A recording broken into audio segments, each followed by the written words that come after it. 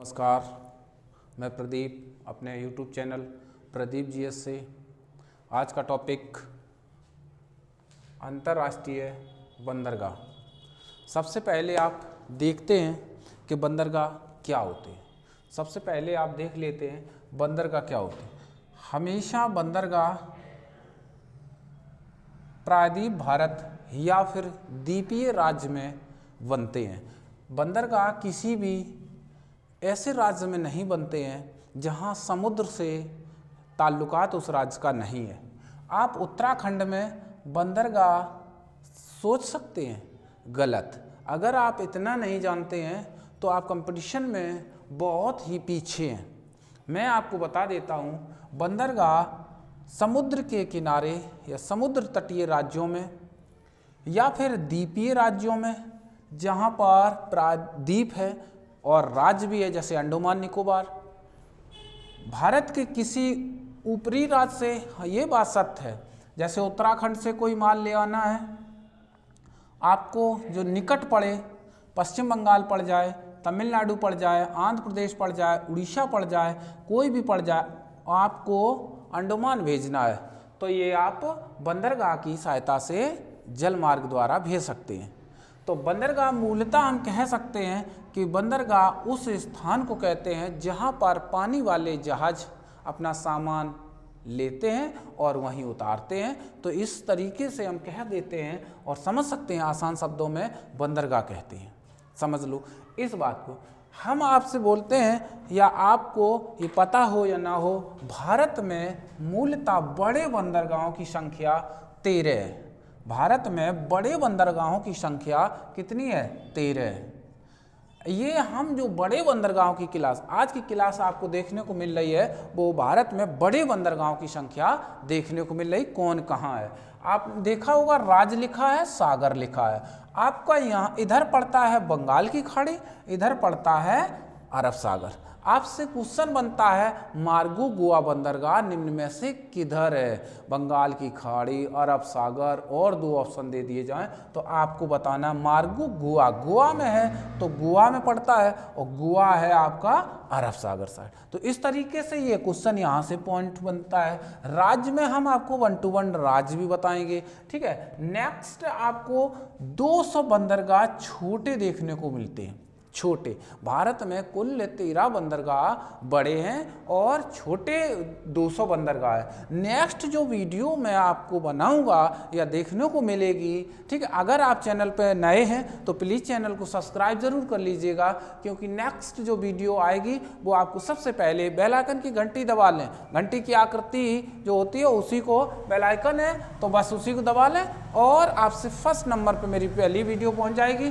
तो 200 बंदरगाह किस राज्य में कौन कौन से नहीं, कितने राज्यों में कितने हैं, जैसे तमिलनाडु में कितने हैं छोटे बंदरगाह। इस तरीके की नेक्स्ट वीडियो आपको देखने को मिलेगी, ठीक है। तो क्लास स्टार्ट करते हैं, समय ना व्यतीत ज़्यादा करते हैं। तो सबसे पहले आप देख लेते हैं, लिखा है मुंबई बंदरगाह किस राज्य में? तो मुंबई महाराष्ट्र की राजधानी मुंबई है, इतना आप समझते ही हैं। तो ये मुंबई महाराष्ट्र में पड़ता है, तो बस याद कर सकते हैं मुंबई बंदरगाह महाराष्ट्र में है। और प्रायद्वीप भारत में हम फिर से बता देते हैं, ये पॉइंट आपको स्टूडेंट अगर आप समझते हैं तो आप कह सकते हैं ये तो पॉइंट बेकार, या फिर हमने केवल समझाने के लिए लिख दिया।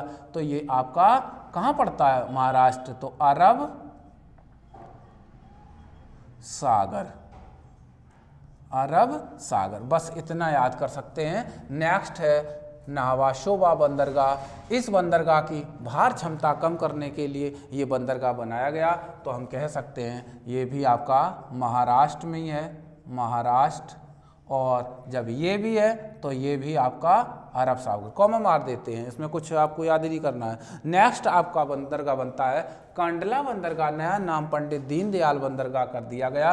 ये गुजरात में, गुजरात में है, और गुजरात भी आपका अरब सागर में ही रहता है। तो याद कर सकते हैं इसको। न्यू मंगलौर बंदरगाह आप बोल सकते हैं, ये कर्नाटक में है, कर्नाटक में है, और कर्नाटक भी आपका इसी में आता है।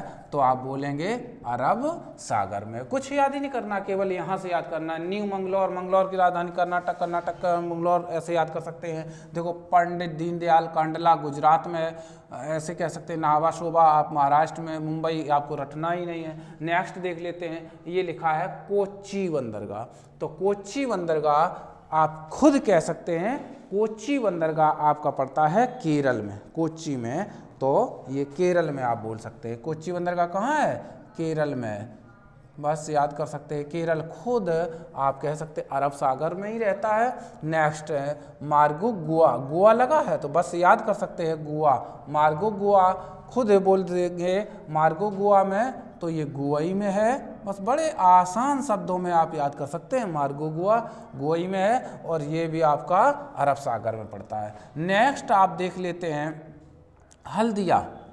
हल्दिया बंदरगाह किस राज्य में? आपसे क्वेश्चन पूछा जाएगा हल्दिया बंदरगाह किस राज्य में, तो हल्दिया बंदरगाह आपका पड़ता है पश्चिम बंगाल में। हल्दिया बंदरगाह पड़ता है पश्चिम बंगाल में, पश्चिम बंगाल में। हल्दिया बंदरगाह राज्य का नाम है पश्चिम बंगाल, बंदरगाह का नाम है हल्दिया, तो बस इकलौता हल्दिया है।